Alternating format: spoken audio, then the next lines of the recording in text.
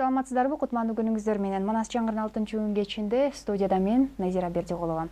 Бул дүйнөдө баар эмне кымбат деген суроого дарыгер Ибн Сина биринчи көргөн адам менен учурашуу деп жооп берген экен. Мына сиздер менен кайрадан дал ушул угуту студиябызда жүз көрүшүп жатабыз. Бизде 2 күндүк эс алуу күтүп жаткандай, мынакей эс алуубуздун дагы биринчи күнүндө жолугушуп олтурабыз. Менин оюмча баарыңыздардын эс алууңуздар ойдогудай болсо керек. Анткени эшиктеги аба ырайы баарыбызга жакшы маанайды жана позитивди тартуулап турат. Ошол эле учурда дасторконубуздагы жайылган нан, шекерлер бунун баардыгы жашообузга кандайдыр бир жакшы өбөлгө түзүп, жашообузга таттуу жашоону тартуулайт эмеспи? Ошол эле учурда жаныбызда жакшы адамдар болсо, андан дагы маегибиз кызыктуу болот. Бир кезде өзүн спорт жактан дагы жакшы көргөзүп келген, акыркы учурларда Жогорку Кеңеште өзүнүн активдүүлүгүн көрсөтүп келет. Өзүңүздөр билгендей, өтө азыркы учурда Жогорку Кеңеште позитивдүү жана кыргыздын келечегин ойлогон акылдуу инсандарыбыз келип олтурат. Мына биздин студиябызга дагы алардын катарын толуктап, Өнүгүү партиясынын Жогорку Кеңешинин депутаты Тазабек Икрамович келип отурат. Эгер сурооңуздар болсо, байланышка чыгып берсеңиздер болот. Биз түз эфирдебиз. Саламатсызбы? Тазабек Икрамович, кутмандуу күнүңүз менен. Рахмат бизге убактыңызды бөлүп, студиябызга келгениңиз үчүн. Алгач жумурай журт менен амандашып, андан соң маегибизди баштасак. Ассаламу алейкум, телекөрүүчүлөр, жалпы кыргызстандыктар, баарыңыздарга бүгүнкү күн жакшы күн, эс алуу күн болушун каалап кетем. Келиңиз алгач мындай кылсак, Тазабек Икрамович, баардык нерсе айыл илеттен башталат эмеспи? Анын сыңарындай сиздин айыл илетиңиз кайыктан болду экен? Кайыктын ысык чайын, ысык нанын жеп, кайыктын кызыл алмасын жеп, кайсы чаң баскан көчөлөрдү басып чоңойдуңуз? Туура айтасыз. Мен өзүм Сузак районунун Кызыл Сеңир деген айылынан төрөлүп өскөм. Балалык кезим баардык ошол жерде өткөн. Мен ар дайым айылга барганда абдан эс алам. Мен айылга тез-тез барып турам. Ошондуктан айыл бул мен үчүн чоң нерсе да. Чоң нерсе. Чоң нерсе деп калдыңыз, жанагы баардык кыялдануулар айылдан башталат эмеспи? Анын сыңарына сиз айыл үчүн эмне кылдыңыз? Көчөлөрдү оңдодуңузбу? Же балким өзүңүз окуган мектептерге жардам бердиңизби? Кандай жардамдар болду сиз тараптан? Эми канткен күндө деле сиз деле бир топ тарыхты баскансыз, бир топ жашка келдиңиз, бир артка кылчайып карап келсек. Туура айтасыз. Негизи эми кылган нерсенин баардыгын айта берсем мен мактангандай болуп калбайм, бирок негизи айылыма колуман келишинче жакшы эле жардамдарды берип келдим. Көптөгөн маселелерди мечиттен баштап, бала бакчаны сактап калганга чейин, суу маселесин өзүңүздөр билесиздер, таза суу маселесин. Ошондой эле мектептеги спорт жактан курулуп аткан спорт залдарды ушундай көп жактан жардам берип келем. Эми негизи ар бир нерсени эл баалаш керек экен. Ошо эл баалап, эл колдоп азыркы маалда депутат болуп отурам. Ошондон сырткары мен Кызыл Туу айыл өкмөтүнө караштуумун. Кызыл Туу айыл өкмөтүнүн ардактуу атылуумун. Андан сырткары Сузак районунун ардактуу атылуу деген наамды беришкен да. Эми бир кылган кызматым бар болушу мүмкүн, ошондуктан ушундай наамдарды берип келген да. Абдан жакшы. Таза суу деп калбадыңызбы? Бир эле Сузакта эмес, башка биздин дагы региондордо суу маселеси өтө өрчүндүү да. Мына ушуга кандай карайсыздар? Бул үстүндө иштөөдөсүздөрбү? Анткени таза суу өзүңүз билгендей ар бир үйдө агып туруш керек. Эң бир туура айтасыз. Бул суу бул биздин жашообуз да. Ошондуктан Кыргызстандын ар бир булуң бурчуңда эң негизгиси таза суу маселеси өтө кыйын болуп турат. Бир эле таза суу эмес, сууга суу дагы өтө.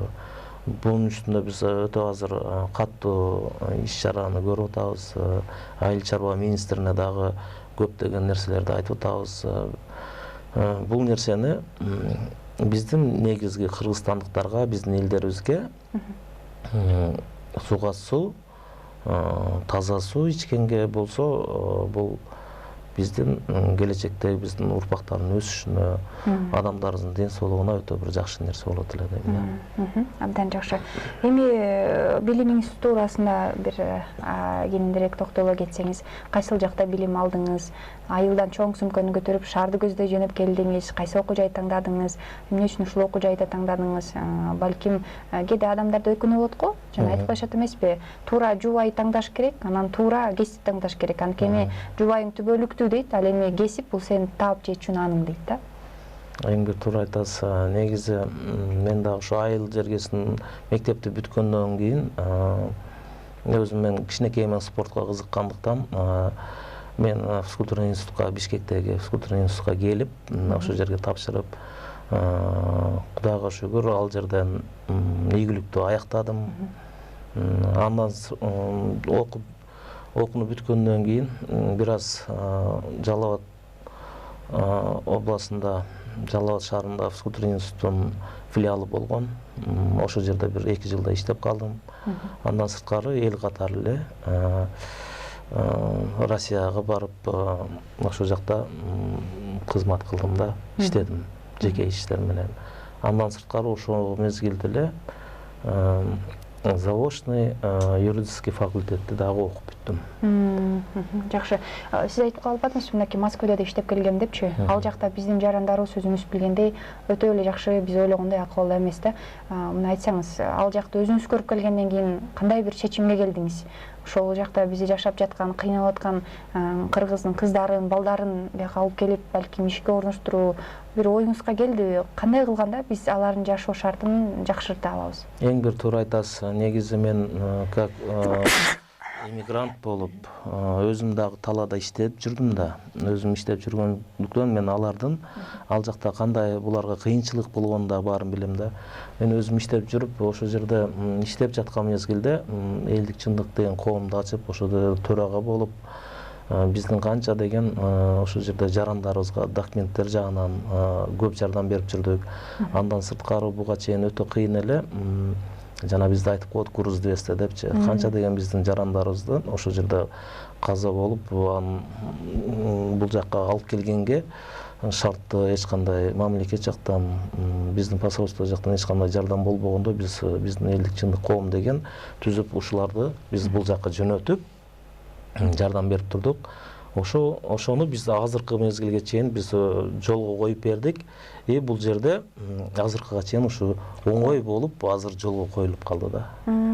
Ошол коомуңуздар азыркы күнгө чейин иштеп жатабы? Азыркы күндө иштеп атат, бирок эң негизгиси биз ушу ал жакта биздин жарандарыбыздын денеси талаада калбаш үчүн жол ачып берип койгонбуз. Азыркы мезгилге чейин ушу иштеп келе жатат да. Бир кыйла жеңил болуп калды.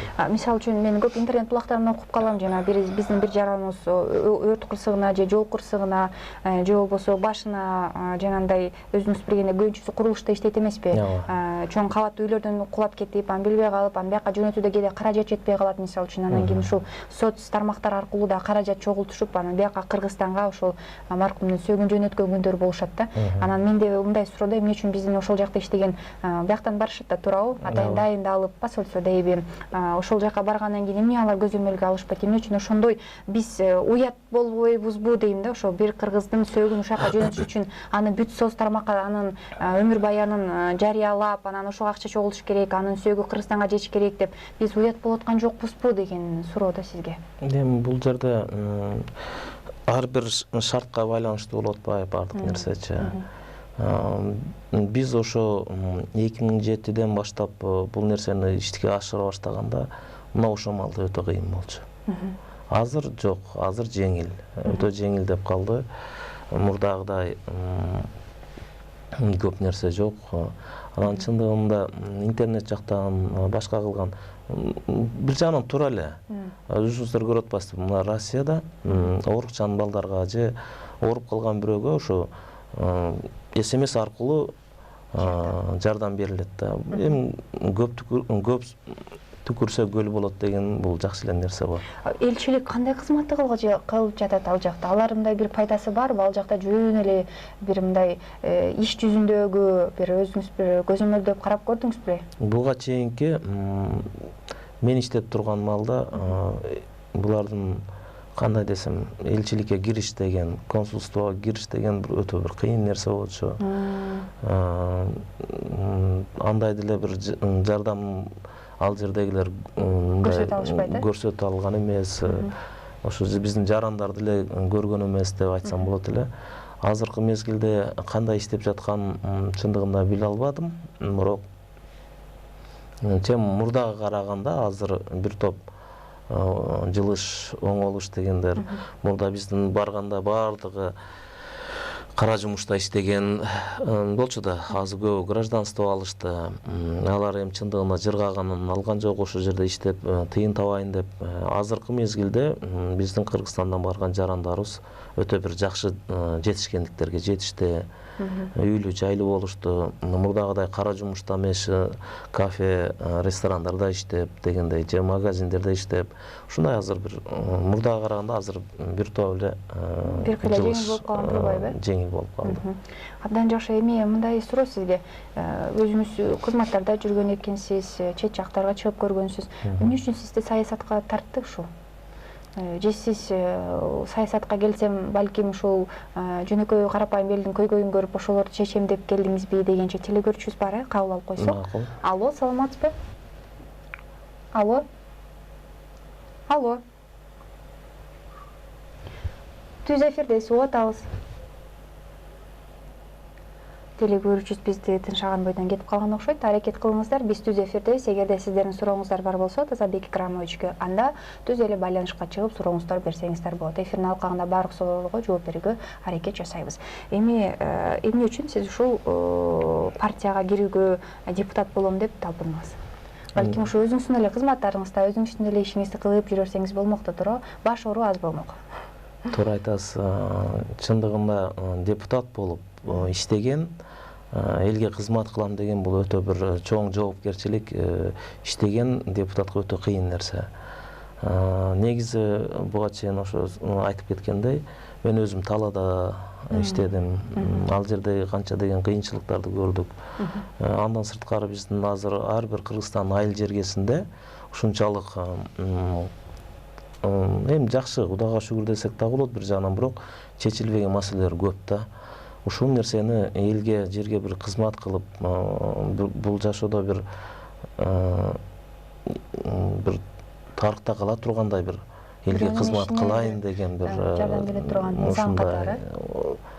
Ушундай өнүгүү партиясын тамдап, улардын кылып аткан кызматын көрүп, элге берген жардамын көрүп, ушул партия менен келдим. Эмне үчүн бул партияны табаңдап алдыңыз? Башка бир топ партиялар бар болчу. Аларга да баш баккансыз. Эмне себептен деген суроого телегөрүүчүн кабыл алып, анан жооп берсек. Алло, саламатсызбы? Алло. Алло, саламатсыздарбы? Угуп атабыз. Атым Жылдызбек, Бишкектен коомдук ишмер болом.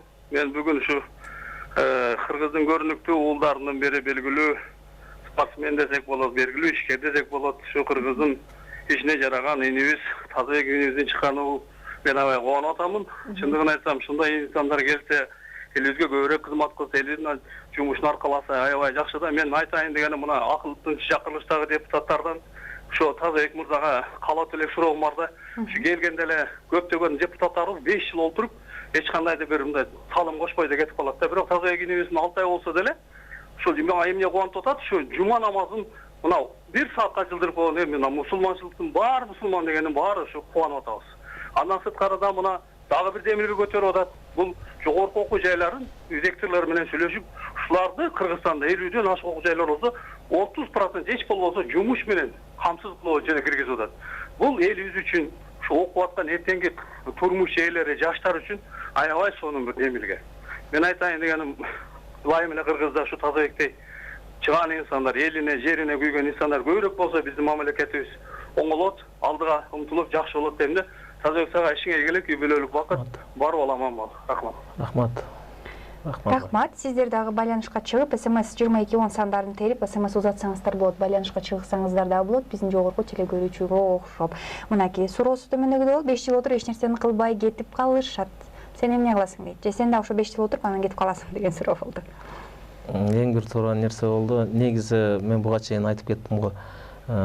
Бул депутат болуп, Өнүгүү партиясын тандап келишимдин эң бир себеби биздин жарандардын талаада кыйналгандарын, биздин ушул жерибизде анча-мынча көп социалдык жетишпегендиктерди көрүп, ошо мага түрткү болду да, келип бул жерде элиме, жериме кызмат кылайын деген эң бир маселе ушул жерде болуп, ошондуктан депутат болуп келдим да. Бир гана кызмат кылуу.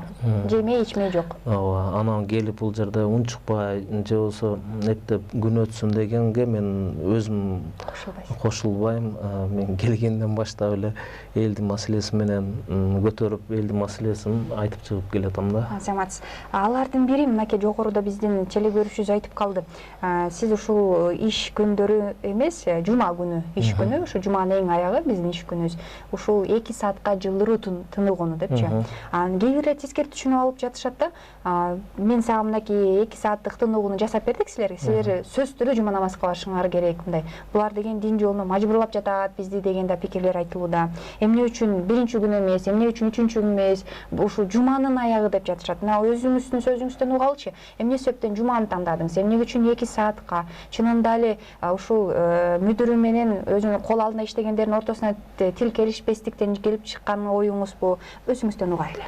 Туура айтасыз. Эң негизгиси мен эң биринчи көтөрүп жазган мыйзам ушул болуп чыкты. Себеби бизде бул биздин Кыргызстан боюнча биздин жарандарыбыздын, элдерибиздин кайрылуусу болду да. Ошол жерде жумуш берүүчү менен жумушчунун ортосунда пикир келишпестик болду. Мамлекеттик кызматта иштегендер көптөгөн ар кандай кызматкерлердин 5-чи күнү жума намазга барып, жума намазын окуганга бир топ тоскоолдук болуп, канча деген сөгүш угуп, канча деген эскертүүлөрдү алганын себебинен ушул маселе келип чыкты. Биз айтат элек, бул жерде 110 бир энеге таянып, бул жерде биз өзгөртүүлөрдү киргизип атабыз.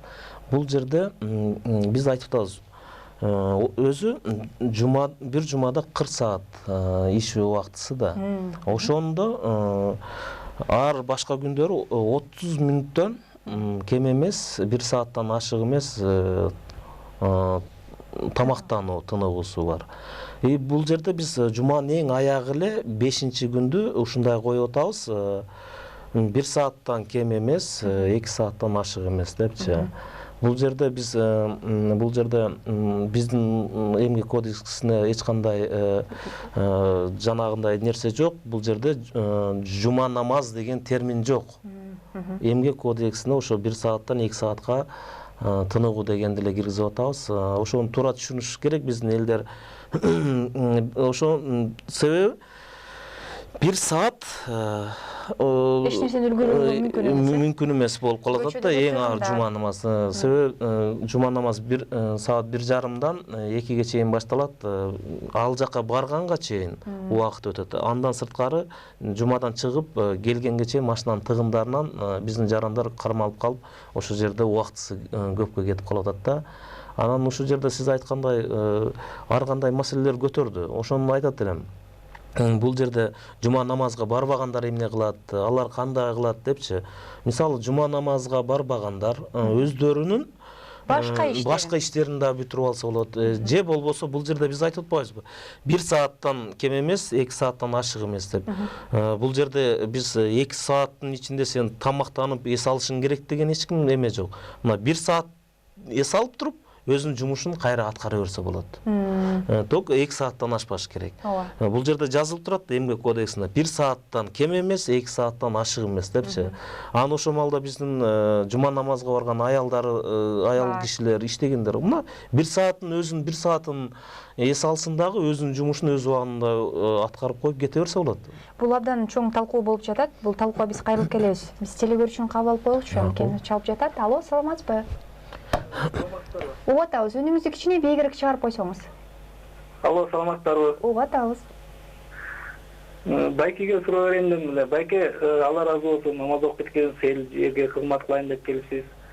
Рахмат. Анан ушул мына Кыргызстанда жер сатып аткан чиновниктерге бир мындай катуураак мыйзам чыгарбайсыздарбы? Дагы кандай суроо?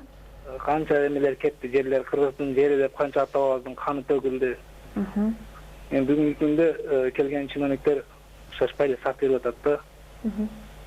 Ойлонбой, элди жерди ойлобой, ошолорго бир мындай көз караш өтсөңүз.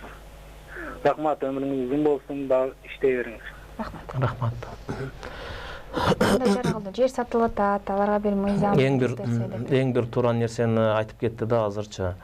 Бул биз Кыргызстандын жери, биз ата бабаларыбыз кандай деген жанын берип, канын төгүп, бизге ушундай өзүбүздүн Кыргызстанды мамлекет кылып түзүп берип келген нерсени өзүнүн кызыкчылыгын ойлогон, өзүнүн жеке кызыкчылыгын ойлоп саткан чиновниктерге чындыгында мыйзамды биз катуу мыйзам чыгарышыбыз керек.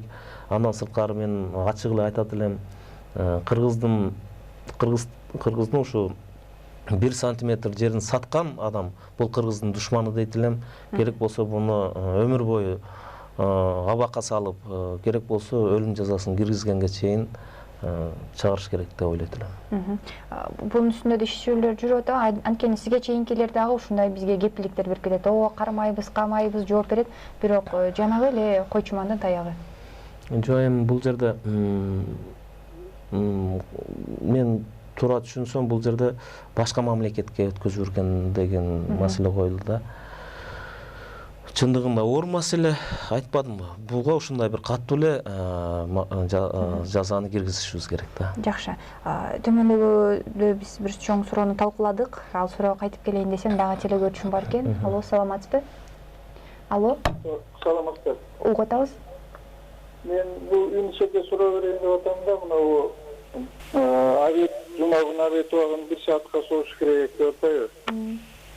Бул Кудайга ишенүү, Кудайга сыйынуу, Алланы урматтоо, сыйлоо ар кимдин өзүнүн иши да. Ишенбегендер да бар да. Биз эмне үчүн ошо динге ишенгендер, ишенбегендердин эмесин четкертишибиз керек, алардын убактысын алышыбыз керек. Бул жерде аксакалга мен жана эле айтып кеттим. Бул жерде эмгек кодексинде жуманын аягы, бул жерде жума намаз деген термин жок. Бул жерде биз айтып атабыз. Мурдагыдай эле сиз жума намазга барбасаңыз 1 саат обедиңизди кылып, өзүңүздүн жумушуңузду өз убагында аткарып кете берсеңиз болот.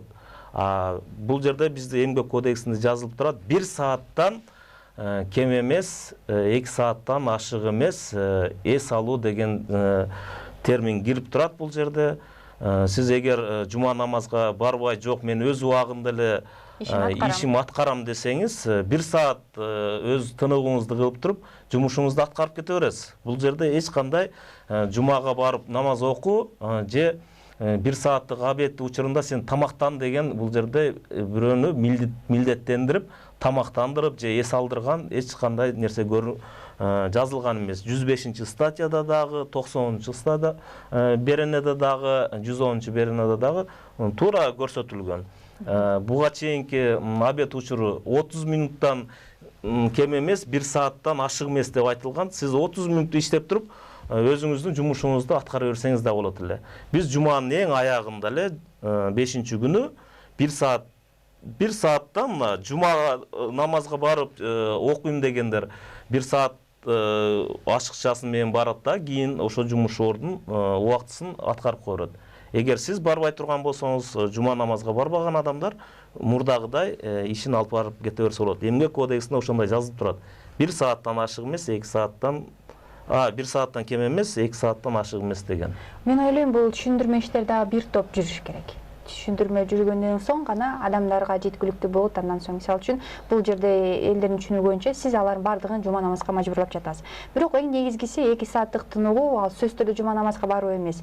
Эгерде тамактанып бүттүңбү, анда өз ишиңдин ордуна келип, өзүңдүн ишиңди аткар дагы 1 саат эрте үйүңө кете бер же башка иштериңди жасай бер дегендей сыяктуу түшүндүрмөлөр албетте болот.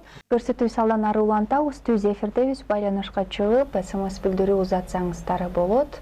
Студиябыздын коногу Жогорку Кеңештин депутаты Тазабек Икрамович. Эми жанагы эле 2 сааттык тыныгуу боюнча түшүрмө иштерин баштай берели деген ойдо дагы бир суроо сизге. Башка диндегилер кандай кабыл алды бул нерсени? Албетте бул нерсени жазууда элдин сынына да коюп көрүш керек да, эл эмне дейт экен. Анткени эл менен эл бизде туурабы? Эл эмне деп кабыл алды, башка диндегилер деги эле алар ушул 2 сааттык тыныгууну кабыл алыштыбы же жок кайдагын баштабагыла деп дегендей пикирлер айтылды, айтып берсеңиз дегенче эле телегөрүүчү бар экен, телегөрүүчүн кабыл алып анан жооп берсек. Алло, саламатсызбы? Саламатсыздар. Угутабыз. Мына жума күнү 1 саатка дагы дем алышты узатыш керек деп атпайбы? Жигит. Жогорку Кеңештин депутаты экен. Биз башка адамдарды дагы сыйлап урматташыбыз керек да, дин ишенген. Дин ишениш ар кимдин өзүнүн милдети да. Эмче башка адамдардын тиги окуун тегип сүйлөшүбүз керек. Ал киши дагы 1 саатка жума күнү убактысын узатыш керекпи сиздер үчүн? Бул Кудайга жакпаган иш да. Алла эгер билип калса сиздерге тең мынча капалы. Рахмат, сурооңуз түшүнүктүү болду. Мен буга чейин жана эле айтылган суроо болду, жана эле айтып кеттим. Балким болчу эле көрүшүбүз азыр гана чыгып калган. Ошо сиз дагы түшүндүрүп койсоңуз. Мен сизге берген суроону деле байке ошол эле суроону берди.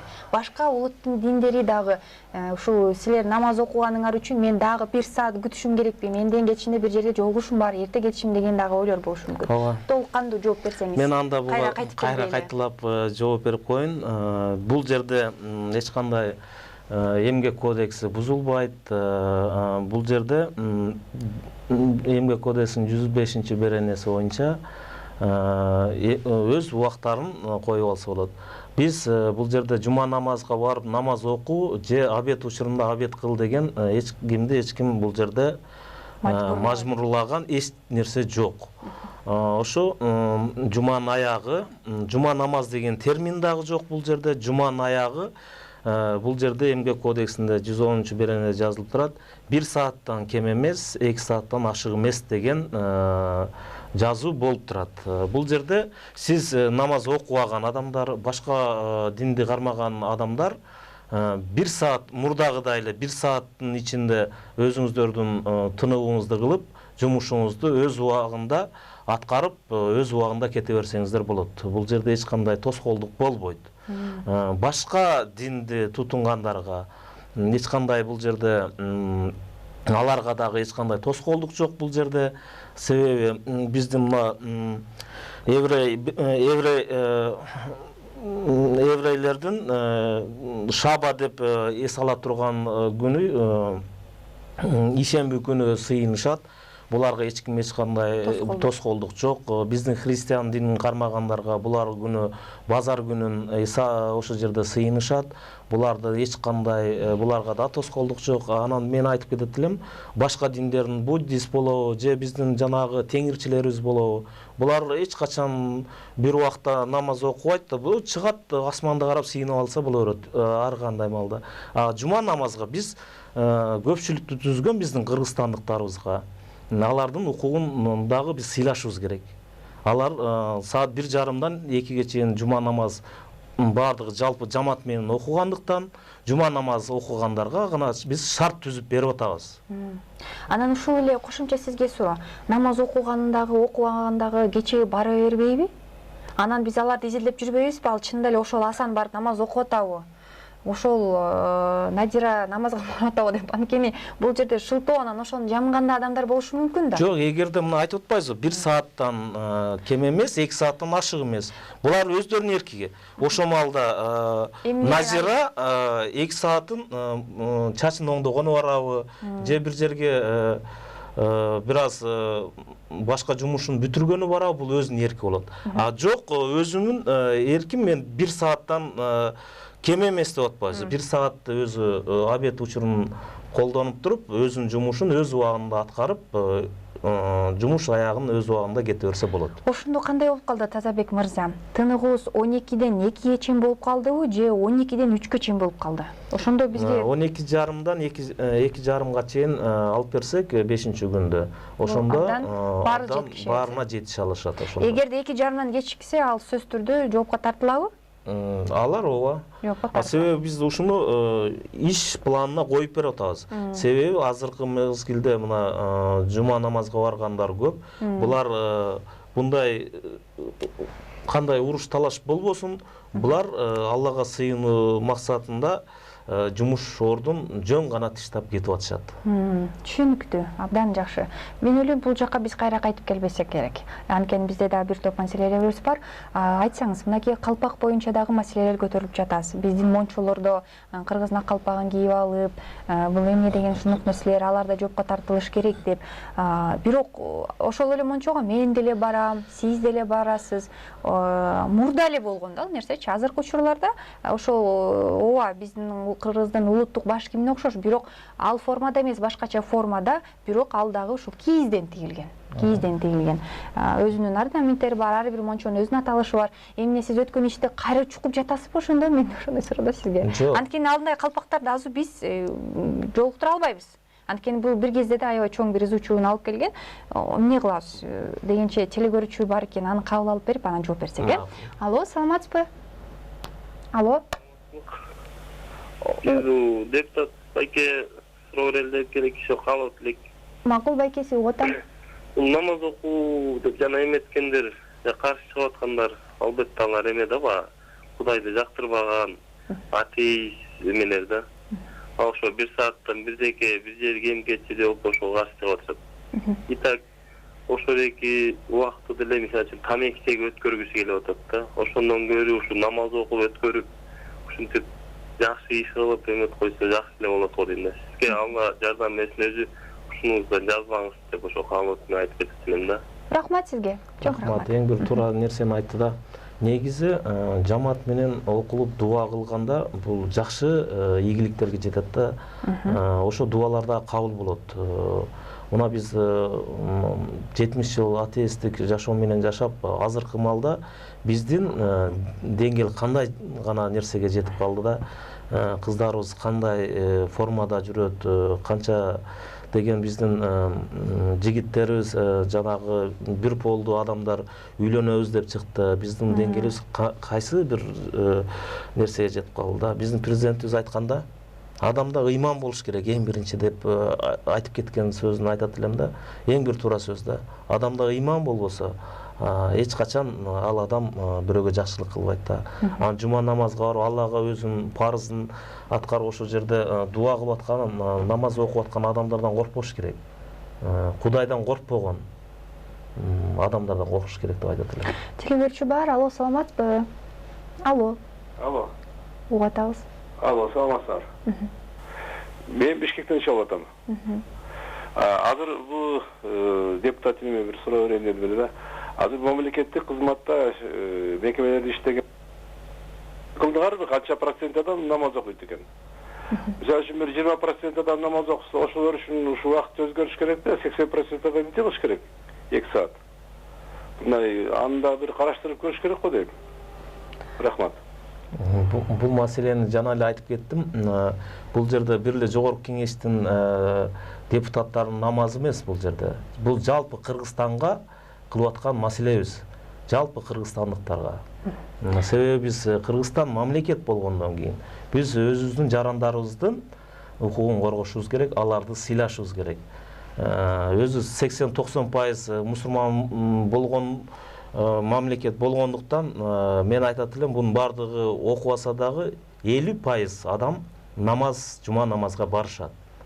Ошондуктан буга чейин да мен айтып кеттим элем, жанагы намаз окуган сиздер 1 саат эмгек кодексинде жазылып турат 105 беренесинде. 1 сааттан кем эмес, 2 сааттан ашык эмес депчи. Ошо сиз 1 саатыңызды абет учурун колдоносуз дагы өзүңүздүн жумушуңузду өз убагында аткарып кете бересиздер. Бул ишканалардын өзүнүн ушундай иши менен кете бере турган нерсе. Абдан жакшы. Мен оюмча ойлойм, бул эфир бизге аздыкла дагы бир келип, бир түшүндүрмө ишин жүргүзүп кетет окшойсуз. Анткени ар бир адамдын психологиясы ар бир адамга жеткиликтүү.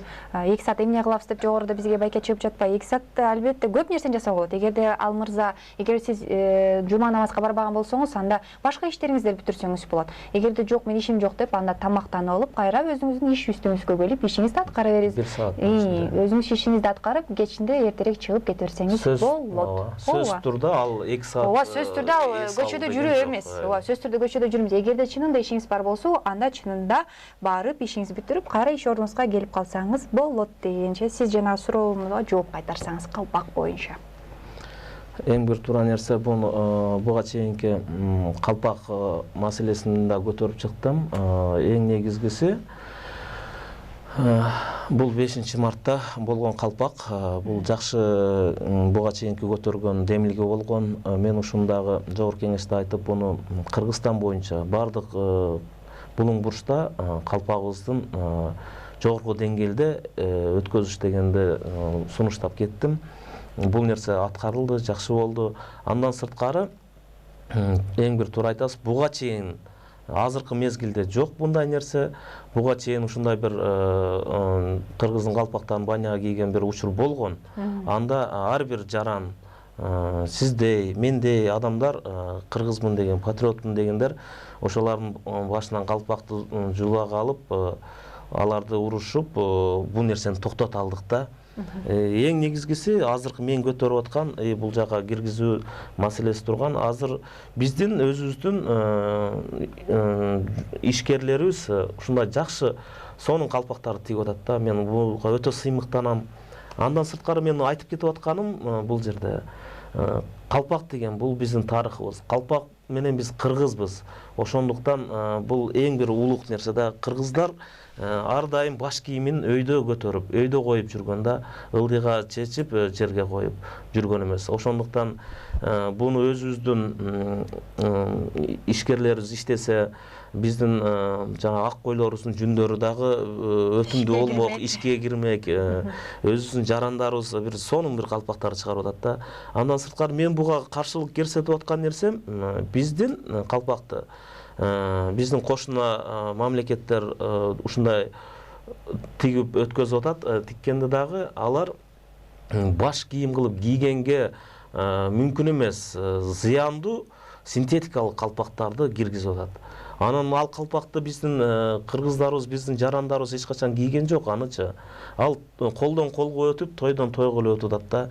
Аны кийсең деле бир жарашпаган бир мындай нерсе да. Анан өзүбүздүн тарыхыбыз болгон калпакты биз ушундай бир деңгээлде коюшубуз керек. Анан 150 сом менен биздин калпагыбыздын өзүбүздүн баалабашыбыз керек да. Калпакты ушундай бир кымбат болсо дагы сатып алып, мен кыргызмын деп кийип, өзүбүздүн калпагыбызды өзүбүз даңазалабасак, башка бирөө эч качан биздин калпагыбызды ардактап, бактап бербейт эле дейт. Тазабек мырза, ошол сиз даңазалап жаткан калпагыңыз каякта калып кетти? Калпак кийип келсеңиз болмок. Кудай берсе эмки келгенде кийем. Мен чындыгында бул жерде жанагы 2 саат тынуу менен келем го деп ойлогом да. Абдан жакшы. Эмне менен күрөшөбүз ошондо? Ушул мончолордо берилген калпактар менен алар дагы мыйзам чегине жооп беришеби? Азыр чындыгында сиз айтып кеттиңиз го, азыркы мончодо ар бир мончонун өзүнүн атында жазылган калпак эмес, кийизден ал баняга түшө турган. Мен өзүм да баняга түшөм, мен дагы ошондой баш кийимим бар, аны калпак дегенге болбойт. Биз азыр бул жерден синтетикалык эч бир мындай сапатка жооп бербеген калпактарга биз тыюу салуу мыйзам көтөрүп чыгабыз. Кытайдан кирбей калат калпактар. Анан калпактарды биз өзүбүз тиге алабызбы деген суроода. Бизде барбы, ошол мүмкүнчүлүк барбы? Аларга сиздер иш орду менен камсыздап бересиздерби дегендей да. Анткени капчык сизде чоң, менде чоң. Биз ала алабыз 700 сомдук, 800 сомдук калпактарды. Ал эми кээ бирлердики да бар да, капчыкка ылайыктуу да болуп калат да. Ошол эле той топурларга 150 сомдон сатып алган биз калпактарды 300 сом, 400 сомдон сатып албайбыз да туурабы? Аны кандай карап көрдүңүз? Же ошол эле 150 сомдон биз өзүбүз чыгарайлы, өзүбүздүн өндүрүшүбүз болсун. Бирок сапаттуу. Кандай деп ойлойсуз ошол? Туура эле ошондой кылып чыгарса болот. Анан негизи мен айтып атам да, өзүбүздүн калпагыбызды биз өзүбүз баркын кетирип атпайбызбы? Тойго 150 сомдон алып барып туруп бирөөгө кийгизсең, ошо адам өзү да кийбейт. Алып барган адам да ошо калпакты кийбейт да. Колдон колго өтүп эле жөн эле. Андан көрө бул калпак бир жакка барып бир жерден туруп эле акыры аны даже курт жебейт экен. Ушундай бир калпактарда баш кийимге өтө бир зыян. Анан колдон колго эле өтүп жүрөт да, анан тебеленди болуп, көчөлөрдө калып атат. Ошондуктан мен айтат элем, өзүбүздүн баркыбызды өзүбүз көтөрбөсөк, калпагыбыздын деңгээлин көтөрбөсөк, эч ким көтөрбөйт. Андан көрө акчалай эле 150 сом берип койсун, ошо бир тойго барганда бир мындай бир жакшыраак той өткөзүп аткан адамга бир пайдасы тиймегиле деп айтат. Бул да өтө чоң маселе да. Бундагы түшүндүрмө иштерин жүргүзүп, элге жеткиликтүү кылыш керек да. Анткени биз ошол эле баш кийимди берип, бул жерде дагы биз када салтыбызга шек келтириши мүмкүн да. Анткени өзүңүз билгендей, бири-бирин сыйлаганда чапан кийишет, калпагын кийишет. Ошол сизге мен калпак кийсем, сиз бизге бересиз дегенде, бул да өзүнчө бир ич-чара. Буга да чоң бир түшүндүрмө иштери керек, бирок чынында эле чоң маселе көтөрүп жатасыз. Албетте биз ойлойбуз, келечекте мунун баары ишке ашып, жакшы бир таянак чыгарат депчи. Спорт жаатында кандай жаңылыктар болуп жатат? Биздин билишибиз боюнча сиз өзүңүз ошо грек-рим күрөшү менен дагы алектенип келгенсиз. Биздин Кыргызстанда ошо грек-рим күрөшү кандай өнүгүүдө? Бир өзүнчө бир деңгээлге жеттиби? Бул менен биз балдарыбызды тарбиялап, бир Кыргыздын байрагын алыска тааныта алабызбы? Эң бир туура жакшы суроо болду. Грек-рим күрөшү боюнча чындыгында мактанаарлык өтө бир жакшы нерселерибиз бар. Өзүңүздөр билгендей, Канат Бегалиев, Руслан Түмөнбаев деген олимпиадада ушундай бир ийгиликтерге жетти. Данияр Көбөнов деген мына азыр лицензия алып, Азиянын канча деген чемпиондору, Жанар, Арсен Эралиев деген, Канат деген жакшы биздин ушунчалык бир ийгиликке жеткен спортсмендерибиз өтө көп болуп турат. Булар өтө бир жогорку деңгээлде. Бул биздин азыркы мезгилде грек-рим күрөшү эң бир чоң дүйнөдө чоң күчтүү спортсмендердин катарында толуктап турат. Демек, бул тармак өнүгүүдө, Өтө. Өнүктүрө алабызбы? Өнүктүрүш сөзсүз, бул өнүккөн ушу bundan дагы мына азыр биздин ошо олимпиадада утса болот экен, Азияны утса болот экен, чемпионат мирди утса болот деген биздин азыркы спортсмендерибизге буларга дем берип коюшту. Ушундай бир жакшы демилгени берип кетти. Буга чейин бардыгына ушундай утса болот, күрөшсө болот дегенди биздин раматылык байкебиз Аратбек Санатбаев мындай көрсөтүп кеткенди, жол көрсөтүп, мындайча айтканда аккан арыктан суу агызып койду. Мына ушундан азыр биздин жаштар көптөгөн жетишкендикке жетип атат. Утуп келет, ишенебиз деген сөздөрдү мен деле айта алам, сиз деле айта аласыз. Бирок ошол биздин спорт чеберлерине жакшы көзөмөл керек да, туурабы? Мисалы үчүн башка мамлекеттерде ошол спорт менен машыгып жаткандан эч качан баш оорубайт. Аялыма кандай көйнөк алып берем, эртең кандай машина айдаймын, эмне ичем, эмне жем. Анткени мамлекет бүт шарт түзүп берет. Балдардын бала бакчага чейин орноштуруп, жубайын жумушка чейин орноштуруп, бүт көзөмөлдө бир гана ал машыгуу менен убактысы өтөт, туурабы? А бизде ал нерсе ал тияка да чуркайт, бияка да чуркайт, анан эң жыйынтыгы келгенде ток котер жерине адан бир жыйынтык чыкпаганда биздин спортсмендер жаман, анте албады, тигинте албады деп башкага салыштырабыз. Бир жардам, колдоо барбы биздин спортсмендерге? Арасындар менен маек кылсаң, түштөнүү учурунда кокси жешет экен, нан жешет экен. Балким ошо бир жакшы салымыңар кошсоңуздар, бизден жакшы бир спортсмендер чыгат. Анткени биз саясат менен эч качан таана албайбыз элге. Биз машина чыгарып эч кимди таңгалдатыра албайбыз. Болгону спорт, маданият менен гана чыга алабыз. Мына ушул жакта кандай деп ойлойсуз? Анткени өзүңүз спорт чеберсиз го ай. Мен эң бир туура нерсе айтып кеттиңиз. Мен азыр ошо социалдык бөлүмдөмүн. Ошол жерде маданият, медицина, спорт тармагында биздин ошол жерде төрагабыз Садык Шер Шерниязов ошо менен чогуу иш алып барып атабыз. Биз ар дайым айтып келатабыз, ушундай биздин спортсмендерге көбүрөөк көңүл бургула депчи. Мурдага караганда азыр чындыгында бир аз да болсо Кудайга шүгүр десек болот. Биздин азыркы спортсмендерибизге көп жака сборго барышат, бир аз болсо дагы стипендия алып атышат. Биз күрөшүп жүргөн маалда андай эч кандай чындыгында сиз айткандай куксилер болчу.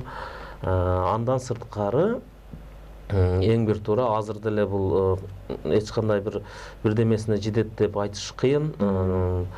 Мына бизде Иранда мисалы бир эле күрөш тармагына 50 миллион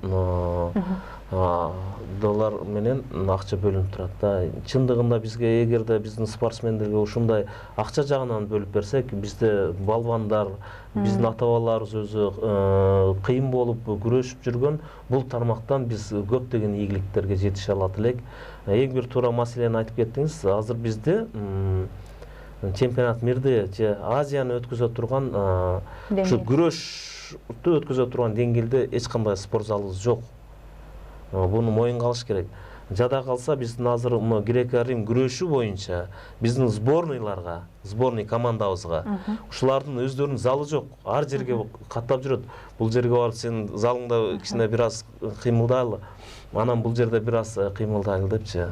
Чындыгында уят нерсе, мен айтат элем, өкмөткө деле, биздин ошо спорт тармагына деле бир аз болсо көңүл буруш керек, тамакты анча-мынча тыйыш керек. Эгер кааласа мына спорттон ийгилик жок, эч кандай бир болсо дагы булардан чыкпайт экен деп койсо болот. Эч качан? Результат көрсөтүп аткан вид спорттун жок дегенде залын куруп бериш керек, аларга шарт түзүп бериш керек дейт элем. Ооба, бир топ суроолор бар эле. Сизге берүүгө үлгүрө албадым. Жашоо өз суроодон түзүлөт экен. Ойлойм дагы бир келип берсеңиз, андан дагы мындай көбүрөөк маек куруп берет деген ойдобуз. Ага чейин бир жыйынтыктоочу суроо. Парламент сиз ойлогондой болуп чыктыбы? Мындай, албетте дем күч менен бардыңыз да, туурабы? Добуш топто болуп, анан босогосун аттадыңыз, креслого олтурдуңуз. Кандай экен? Сиз ойлогондой жомоктоо идея экенби? Өкүмүшпү ал жака барганда? Кантсе деле бир жарым жылда иштеп койдуңуз. Кандай десем, бул өкүнүчтүү деле нерсе жок. Бардым, эң негизгиси мен элдин көйгөйүн трибунадан айтып алдым да. Ошол жерге чыгып элдин көйгөйүн айтып, бул жерде мындай болуп атат, бул нерсени карашыбыз керек. Ошол эле нерселердин баардыгын элдин үнүн мен трибунадан айтып атам да. Эң негизгиси буга чейин айтат эле, барса ошо депутаттар мындай кылат, андай кылат деп. Мен буга өтө кошулбайт элем. Биз депутаттар элдин маселесин чечели деп аракет кылып ар дайым сүйлөйбүз, дейбиз. Бунун бирок ошо акча бөлөт турган жак өкмөт экен, ошол жердеги биздин чиновниктер болот экен. Мен айтат элем, булардын оң кулагынан кирип сол кулагынан чыгып кете берет экен, бирок эми аракет кылабыз булардын иш жүзүнө аткарабыз. Ооба, эми бир баштан бир жеңден баш, бир жеңден кол дегендей баардыгыбыз биргеликте болсок, бир тыянакка жетебиз, бир жыйынтыкка жетебиз. Баардыгыбыз жакшы иштерди жасоого үлгүрүшүбүз керек. Чынында эле кээ бирлер ал трибунаны башкача кабыл алат. Ал трибуна сиз үчүн ыйык экен. Сиз далилдеп бердиңиз, элдин үнү жеткирүү үчүн ошол атайын берилген. Ушул трибунаны сыйласаңыз, эл сизди сыйлайт. Анткени элдин үнүн сиз жеткирип жатасыз. Ийгилик, ден соолук жана аракет. Рахмат сиздерге. Урматтуу эле көрүүчүлөр, студиябыздын коногу Тазабек Икрамович болду, Өнүгүү партиясынын депутаты. Бир сааттын алкагында бир топ нерселер айтылды. Эң негизгиси туура жакшы иштерди жасасак, албетте биз эртеңки күнү кандайдыр бир деңгээлге жете алабыз. Бардык нерседен жаман нерсе издөө өтө эле кыйын. Сиз деле айта аласыз жаман деп, мен деле айта алам, Тазабек мырза деле айта алат. Бирок анын жаман жактарын издебей, биз кыргыз ойгонушубуз керек. Жакшы жактарын издейли. Жылы сүйлөсөң, жылан ийинен чыгат дейт. Анын сыңарындай жылуу сөздөр чыкса, жакшы ойлор чыкса, Кыргызстан бир кыйла алдыга жылат деген ойдомун. Назира Бердигулова болду кызматыңыздарда. Сиздер менен коштошпоймун. Болгону эмки эфирге чейин аман эсен болуңуздар.